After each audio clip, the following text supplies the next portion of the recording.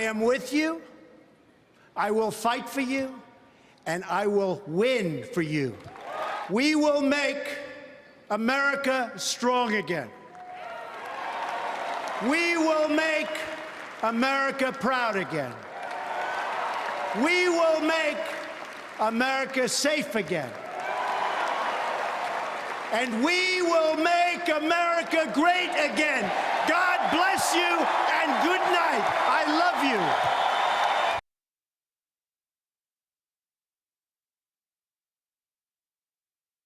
Donald Trump has been elected the 45th President of the United States, sweeping the Electoral College and getting over the 270 mark, despite every bit of the establishment being against him. They never saw it coming, but I did. And today I want to talk to you a little bit about how he did it, as over the next few weeks and months, people break down this historic result.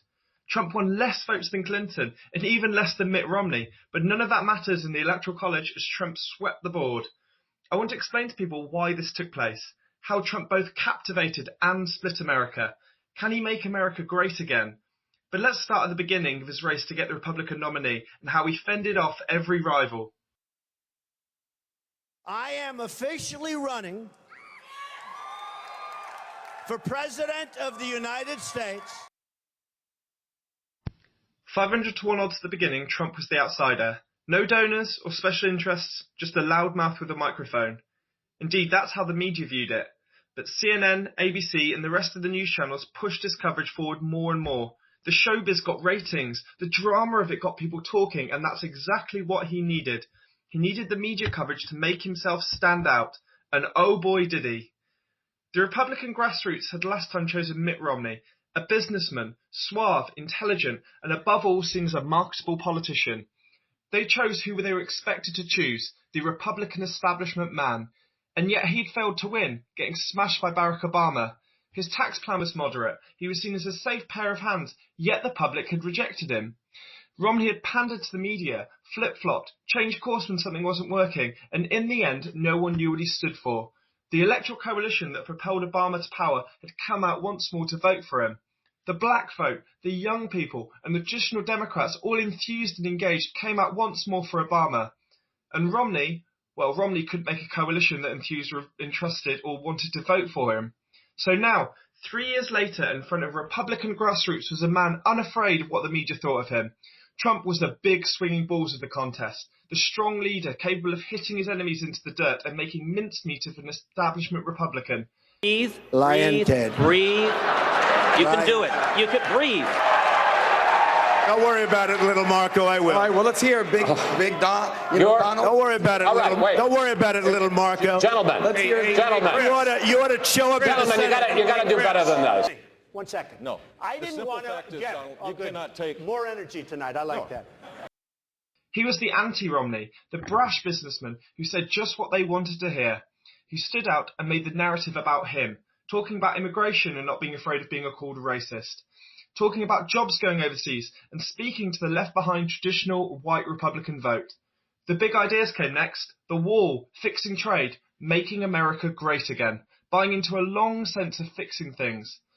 The grassroots felt rebellious and wanted change, and this was encouraged by the media establishment who wanted Clinton to have the easiest path to victory. Trump looked to them so beatable, but his strategy of knocking opponents down was all about branding. Lion. Once again, Lion Ted! Well, sir, you know, actually, civilized people don't just scream and yell at each other. I'm not yelling at you. I'm yelling at everybody. Do you know that? He turned on his opponents and attached names to them. Whether it be Lion Ted or Little Rubio, it became a way of deriding his opponents and labelling them negatively. That negative association manifested itself in how the grassroots thought about each one of them, and all of a sudden images, caricatures of his Republican rivals became deeply ingrained in the grassroots Republican voter's head. Trump had made himself the brand, the winner, and everyone else was a negative choice, so he was the only one left. He turned this on Hillary and labelled her Crooked Hillary, and this began to spill into the realm of the mainstream voter. So now, after winning the nomination, he enthused his base with slogans and providing big policy ideas which made his opponents pale into insignificance. Under Make America Great Again, he had the blood pumping and an energised base to work with, and this is where Clinton comes into play. Hillary Clinton was the worst person the Democrats could have nominated. The DNC effectively torpedoed the real energy on the left contained in the Bernie Sanders campaign in favour of the right establishment choice. Well, why was she so bad? Well, let's start with the Clinton Foundation. While officially this is a charity, it's often understood as a criminal organisation which trades cash for influence with donors, many of whom are international. She was subject to an FBI investigation after using a private service to store emails, deleting so many of them before they could be fully investigated. In short, she stunk of corruption. She had a terrible record, whether it be the foreign policy over ISIS or her disgusting actions which caused the death of American citizens in Benghazi. She had stumbled across the finish line against Bernie Sanders and she knew it. No campaign strategy seemed to have worked. The woman card had backfired. Her focus and experience could be easily dismantled and she didn't know what to do. So she did the one thing the Democrats had done to Romney, which caused him to constantly change position. Label Trump a racist, sexist homophobe who hates poor people. This time, though, it wasn't going to work. He didn't change his flagship policies like Romney had, and he started ripping into a record in history. Trump had his core vote now, but his aim was not to garner more, merely ensure the same coalition that propelled Obama to power would not vote for her. His voters were pumped, and they were going to vote for him. Could the same be said of hers? Well, according to the polling, yes, it seemed. She was ahead throughout of it in most of the swing states and maintained a solid lead in the general poll. People were not telling pollsters they were voting for Trump. So why was it she still lost despite this? And why were the polling so wrong? Well, to really understand this, you've got to understand how polling worked in this election. When a pollster rang up somebody to speak to them, they did not ask as the first question who were they voting for. They did not ask, are you voting Trump or Clinton, as the first question. What they did instead was ask a series of questions related to the American election first. So, for example, how do you feel about Donald Trump saying he would grab women by the pussy? How did they feel? Did they think that Hillary Clinton, for example, had policy experience? So, faced with this, that the general pollster would be pushing somebody in a certain direction to give a certain answer. Because at the end of two strings of questions, people would respond with Hillary Clinton. So therefore, there is some form of poll skewing towards the one side. Also, there's definitely a Trump shame associated with voters. There were a hardcore amount of people who are really, really enthused with Donald Trump. There's also a lot of white working class people who are very quiet and don't particularly feel comfortable in declaring their public allegiance for Donald Trump. So, faced with such a position, what they would do is instead they would actually lie out of social stigma. So therefore the polling in this election could not be trusted, and those working class communities would genuinely vote for Trump in more numbers than it was expected of them. So fast forward to election night. It didn't matter what happened on the campaign trail. The debates themselves did not actually matter, other than enthused Donald Trump supporters to further his goals.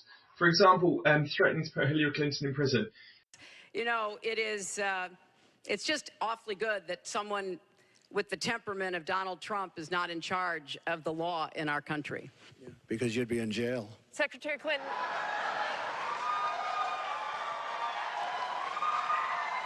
This kind of chest beating managed to encourage his voters to go out and vote for him.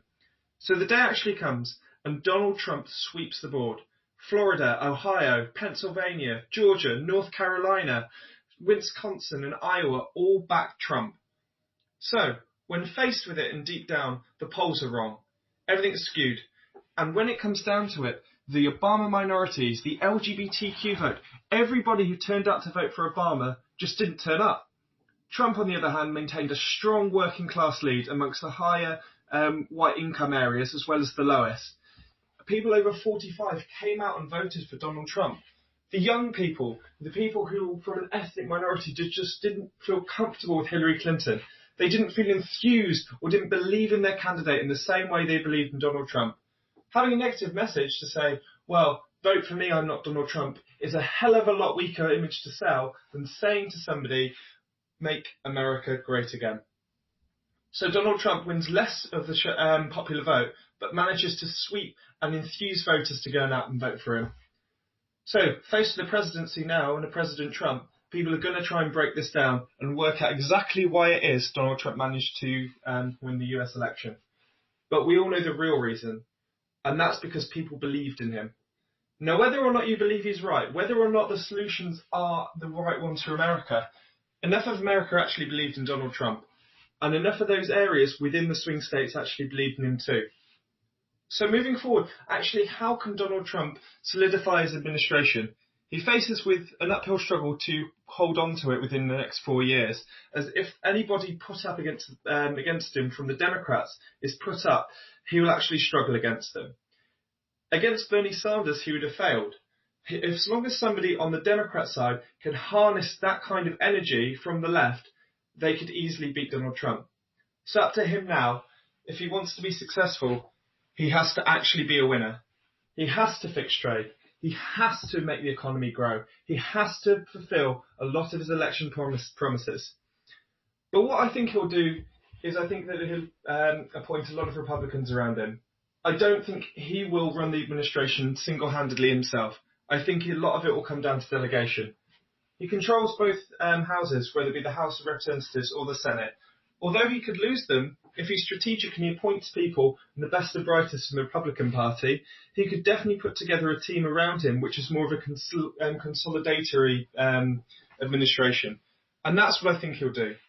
I think with Mike Pence, they will appoint people who will take more control of their roles than Donald Trump taking an active part in the government itself. And I think all this hysteria, all the people that said there'd be World War III and he'd be nuking people, I think all of that will calm down. And I think the office will actually make Donald Trump more strategic and make the Republicans have control again. So, in short, can he make America great again? Well, I think the jury's still out. But I also know that the media has lost its power now. The Democrats have lost their power. And I also think that the left in general in America has lost its power. Whether it be social justice warriors, whether it be people who believe in progressive politics, they didn't trust Hillary Clinton. And right now, their very, very reason to be in existence is on a knife's edge. So, let's see what happens with Donald Trump. Leave below in the comments what you actually think of Donald Trump. Do you think he can make America great again? Well, for me, I would have voted for Donald Trump. And I think a lot of other people out there did too. And I think maybe it's time that people stop being so ashamed of it. And this is Brucey British, and thank you very much for listening.